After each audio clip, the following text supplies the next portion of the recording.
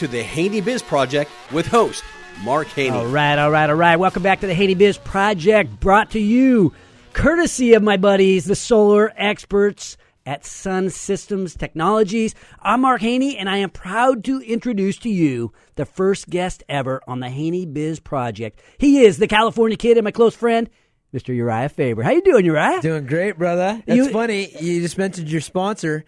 Guess who was at my gym with me at 1 o'clock in the morning, moving lumber and getting dirty? I'll say Murad. Murad was there. Was he came Derek all there? dressed up. He had like a nice outfit on, and you know you're true friends when you're in the mud and they're getting their face dirty with you. So thanks, Murad and Sun Systems. You guys are the best. Yes, good guys. They are sponsors of the show. They support the entrepreneurial community, and you know what? They do pretty good solar too. They did the solar for our building. They did the Golden One Arena. They did my house. Oh, well, there you go. You know, let's a little shout out for Sun Systems. But you know what? We're going to talk about Urijah Faber today. We're going to talk about your businesses. We'll talk about your life.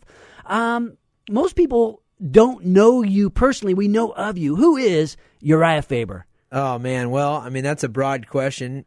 First and foremost, I'm just a regular dude, and I feel like I've been able to kind of stay that way, which for some reason people are always, like, oh, you stay so humble, this and that. And I'm like, it shocks me when there's people that think that they're above anything. You know what I mean? So, a community member of Sacramento. I was born in Santa Barbara, raised here in Sac, went to Lincoln High School, went to elementary school at Mission Avenue, went to UC Davis for college. So, this is my spot. And I'm a fighter, I'm a businessman, and I'm a guy that likes to have fun. Yeah, so you and I know each other from the Entrepreneurs Organization. We become friends, and I've admired the way you've managed to build this MMA stardom, but yet you're an entrepreneur. How do you juggle all of this? Maybe even give us an overview of everything that you do.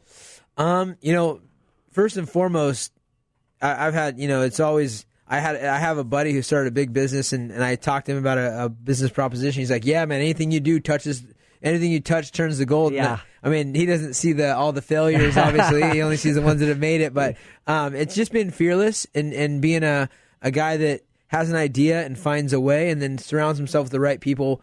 I'm a good judgment of character. I can delegate well and know what I'm good at. And so being an entrepreneur and a businessman, and a fighter and the other things that I do is all about surrounding myself with a great team. Well, you're a young guy. Most people can't imagine that you could have failed too much. What does failure look like to Urijah Faber? Oh man, there's been quite a few little projects that I've started and that haven't taken wind behind the sails, but they haven't taken off yet, or they petered out. Past, petered out, but it's the same thing as a fight. A fight, you win, lose, or your draw. You put your all into it. You try your hardest. You exhaust yourself. You feel good about it. When you do things haphazardly in a fight, sometimes you get caught. But as long as you're putting it all out there and being smart about it, so I've had a lot of success too, and that's more what I like to focus on. Well, let's talk about that. What does success look like? You've got the businesses, but you've also got MMA. Maybe we can start with talking about your businesses. Where do you allocate the majority of your time as a businessman? As a brand, I still am a business myself, so my time is valuable. When I go and do an appearance or I do a speech or I was just recently in a movie, hence the haircut here. Looks good, man. Thank you. I'm used to you in the long hair for the Facebook Live crowd. He's got the haircut. Looks pretty short. Nice and all business. But so there's me as an individual, which is a business, and then there's the things that I'm a part of, and I'm a small partner in some things that I'm really passionate about, like health food. We've got Vibe and Liquidology, which is a health bar and fresh juice that we actually distribute nationally. And have fresh squeezed juice here in a couple locations in Sacramento. We have Kombucha Culture, which is a kombucha distribution company. I'm a small part of the Sun Systems, which is a sponsor here. And thank you for sponsoring the show. You're welcome, man. Yeah, it's all me. Yeah. But the coolest thing I think for me has been able to build this team, which represents Sacramento. It helps change lives of fighters. It helps put careers in motion that help change their own communities and their own families. So Team Alpha Male, the gym that I'm opening right now, it's 2 weeks out from being completely open and 20,000 square foot facility. I'm spending a lot of time on that right now, getting the kinks out and making the transition from one location to the other. That's at 6700 Folsom Boulevard and right across from Sac State in Sacramento. So the gym and the team and that whole world is actually taking a lot of my time as of late. How would you describe your team? You guys are well known throughout the world, but you're based right here out of Sacramento. What's unique about Team Alpha Male? I think the biggest thing that's unique about our team is the culture. We've created a culture that is upbeat and positive, and you win too at Team Alpha Male. We do a lot of winning. We've got the current world champion Cody Garbrandt. We've got a history of creating world champions within our team. We've got some bright stars that are making their mark, like Cynthia Cavallo, and you've met Paige Van Zandt in the past. You bet. We've got guys that have been with me since they're 9 and 10 years old that are now 21 and 23 that are about to get into the UFC and making big power moves. So it's something that's built from the ground up, but it has a great culture and a great heart, and we're representing SAC. So we've got people that have started, like Danny Castillo. He's a guy that is now one of our coaches. He was a friend of mine in high school. I knew he was a tough guy. I knew he was a good wrestler, and I recruited him off his desk job to come be a fighter. He spent a decade fighting, over 25 fights in the big show, and now is giving back a little bit. But it started here in Sacramento, but now we've got guys from Japan. We've got guys from Chechnya. We've got guys from Europe, Australia, people from all over the globe. We've got 2 guys right now from China that are in the gym that come and want to be a part of this thing that's right here in Sacramento, and that's awesome. And it must be cool to see the advancement of that 9-year-old to becoming the 23-year-old superstar in the making. What's it like to know that you had a direct influence on his trajectory? It's really cool, and being a part of, you get all these extended families and you become a part of his family and help him through his drama, and they help you through your hard times and things like that. So it really becomes an extended part of your family and all with the like-mindedness, and we share each other's wins and we share the losses, and it's a really cool gig. Now, you talked about your gym opening up. You've had a gym for a long time, but the new gym is bigger. It's got a broader offering. Tell us a little bit more about your new gym. So the new facility is very unique. I don't think there's any place like it in the world. The way we've got it structured is the front side is a mixed martial arts membership. You can do anything from Brazilian Jiu-Jitsu to wrestling to traditional Muay Thai kickboxing, traditional boxing, but it's also the home to Team Alpha Male. So we have our set times where that's our team practice, where you go in there and that's where the metal clashes with metal with the best fighters in the world. And it's actually set up like an amphitheater. The upstairs is a pony wall where people can go to the cafe, get some kombucha, have a pre-workout, have a panini, and sit down and watch some guys beat the crap out of each other, the best in the world. And then on the backside, the bigger part of the gym, we've got a mixture of fitness that we use within our facility that has been success for our fighters. So yoga, we've got CrossFit type of workouts, we've got indoor-outdoor turf for sled pulls and kettlebell classes, and we've got a cardio conditioning for kickboxing area that's an Everlast kickboxing area, and we've got our octagon that sits on top, and we've got a kids area where people can drop off their kids. So we cover all bases. So even an ordinary old man like me could jump in there, and would a guy my age, would he get in there and roll around, or is that just for the workout? It's absolutely up to you. Really, at this point in your life, you don't have many years left, right? So you want to make the most of it. There's still I don't want to come out with a separated shoulder because you threw me on the ground. No, you do great. I actually did wrestle you one time. Yeah, we did. We had a great wrestling match. But you would do great in a jiu-jitsu class if it was something you into, and you could actually earn your belt. Start a white belt and become a black belt. What kind of cool feather in the cap would that be to be Haney the businessman / black belt jiu-jitsu player? And I could walk into CrossFit and really with some stripes. Yeah, know in your heart, no matter what the situation, you'll be okay. I love it. We have that. You can learn the fundamentals of boxing, kickboxing, not get punched in the face, get in good shape, learn how to do it. And then there's also the ability for people to earn their way in to become a professional fighter. We've got a lot of guys that start out in general classes and said, hey, this is the path I want to take, and we'll grab them and foster them into pros. One guy is Eric Sanchez, a kid that I was picked out of the class, out of jiu-jitsu class when he was 19, and now he's 26, and he's got a great pro career. He's fighting on Combates Americanas and Nice. On TV and all that good stuff. So it's a pretty cool gig all the way around. Success stories. When we return, we're going to ask Urijah to stick around a little bit and see if we can peel back the onion a little bit, share some lesser-known aspects of the Urijah Faber life. This is the HaneyBiz Project, and we'll be back in just a minute.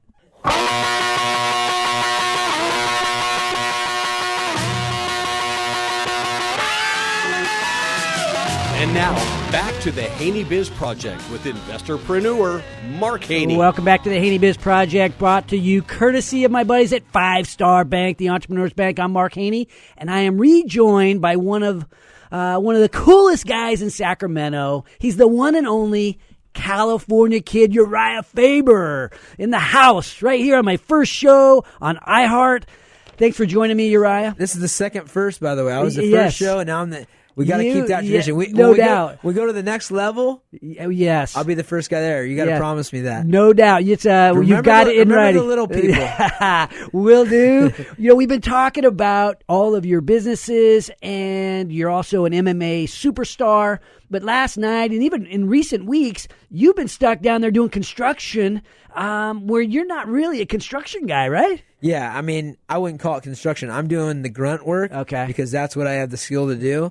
But yeah, and what I was talking about basically is it's crunch time, and as an entrepreneur, it's not a 9 to 5. It's a 24-hour gig, and so I'm kind of putting the entrepreneurial spirit in the everyday work guy, and I'm calling in favors and asking them to do things after hours because that's how I'm going to streamline this thing. And I'm leading by example. I'm going to be there, and I'm going to be, you need me to carry that wood for you. You need me to do this. You need me to sweep up after you. I don't care. So I've been in there till 6 a.m. I have my dad. I kept him company. Nice. He did my dad's 64. He did a 24-hour day. Got there at 5, and we went all the way till 5 a.m. because he was like, I promise you this will be done by the first day of practice for our guys. And so we sat in there, and he had a great attitude, and we didn't got ask for done. time and a half or anything, did he? Oh, poor guy, man. We got a good situation. He'll be taken care of. I don't know how you do it. I have a number of businesses as well, and people ask me, Mark, how do you have time to do everything you do? And I always tell them, I don't play golf. I don't cheat on my wife, so I have a lot more time than most people. But how do you do this, Urijah? I mean, you've got so many businesses. How do you allocate your time? Well, I talk to my guys about this because the best part of practice for me is the beginning and the end when we get to talk about stuff, right? And there's a lot of time in a day, and it always baffles me when people are trying to oh, I don't really have time for this, I don't have time for that. I mean, I would like to sleep 8 hours. I sleep about 6 hours, right? Mm-hmm. Then I go to practice. Say I practice in a full camp when I'm training hard. I will train 3 to 4 hours, maybe 5 hours and something, right? And that's what is that? That's 5. That's 11 hours. And there's 13 hours left there. You eat, you do this, you dilly-dally around, whatever you're doing. There's a lot of time left to do something. I did the most important stuff, which is sleep and do what I had to do. Now I've got 13 more hours. I mean, that's a lot of time. And so I've just been about making the most of my time. And I'm pretty bad at actually planning, but I have a list of things I try to get done, and I just try to go through and get them as many done as possible. Well, we talk on this show a lot of times. You're either hanging or banging. I know you like to have a good time. You like your downtime, but being at your very best, right? Banging when you're winning. I mean, it's tough to be at your very best when you get spread so thin. How do you do that? It goes again to building a strong group of folks around you, and you got your boy in here, you've got a beautiful lady in here, and these people are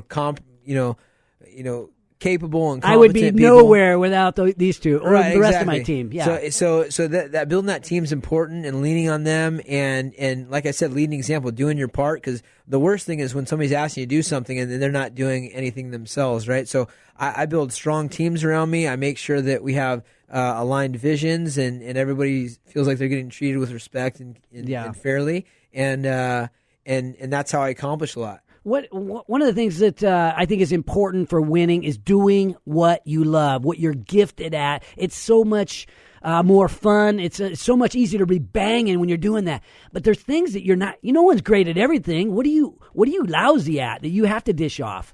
I'm very bad at micromanaging things. I'm a big picture guy. I'm a hard work guy. I have a vision, and staying organized and on point is not my gig. I'm not the type of guy that can, keep my receipts in a daily log of what I've spent. I need someone to do that for me. I'm not good at doing a schedule because, really you only have so much mind space for the things that are at hand. And so I'm always trying to do the things that are right in front of me. And so I get bogged down by the little things. And I've luckily been able to take away some things like, writing my own checks or getting the mail or, things like that just bug me. One of my biggest pet peeves is getting gas because I'm like, I just ran out of gas yesterday in between 65th and Folsom. You ran out of gas while you were driving? For the third time in my Mercedes because my old car used to tell you have 4 miles, you have 3 miles, you have 2 miles, you have 1 mile, and now I don't have that. And I hate stopping to get gas because I have stuff to do. So I'm rolling right through the intersection and just starts going out. I'm like, oh, crap. I knew how to get gas, but I keep forgetting. What do people say? They say Urijah Faber, superstar, in the middle of an intersection with a hitchhiking. Here's a great humbling experience that happened to me. So I have, I'm in this new location and it's a up and coming area, and I have a guy sitting right in front of my store, and he's like, he went to the Dollar Tree and he got his bag of food and he's sitting right in front of my door, and I'm trying to get new business in there, and he's a rough looking guy. Teeth are missing. He's dirty. He's in a hard spot. And I said, hey bud, this is my place of business. I'd like it if you could maybe just move over a little bit. I don't know. And he's like, yeah, his attitude. I'm sitting here. I spent money at this and blah blah, and I'm doing this and that. So I just sat down next to him. I introduced myself and I said, hey man, I'm not trying to be disrespectful. I'm sure you're a good guy. Whatever. I just at this point, you're sitting right here in front of my thing. And he goes, I'll leave in a second. We kind of had like a weird interaction. So guess who helps me when I run out of gas? I'm rolling up, running out of gas, and that guy is riding his bike around. And he ended up leaving. And that guy was the guy that helped you? Yeah, so I'm pulling out of gas. You never know. And he jumps off his bike and runs over. Oh, man. And the guy has no teeth. Oh, and man. He's looks capable guy. He's, And he comes and he helps push me to the thing. I just said, thanks a lot, man. I was on a call, so I wasn't really able to talk to him at the second. He was pushing the car while you were on a call? I was on the call in my car and pushing the car, so I put it in gas. Left-handed. I finally got off the phone, and I said, hey, man, I said, thank you very much. And then he said, we got off on the wrong foot last time, and I apologize for that. And we made up, and there's a respect there, but it's just that kind of thing. Well, that's why people love you, though. You're right. I'm around you a lot, and the people that know you real well, they respect you so much. Who do you respect? Who do you look up to? Because you've had so much success. Who can you look up to at this point? For me, it's a lot of my parents. My parents have done a lot. They've been through a lot, and not necessarily on the business or the athletic area, which are two of my passions, but just seeing as an example of people that have adversity and push through it, it's a big lesson for me.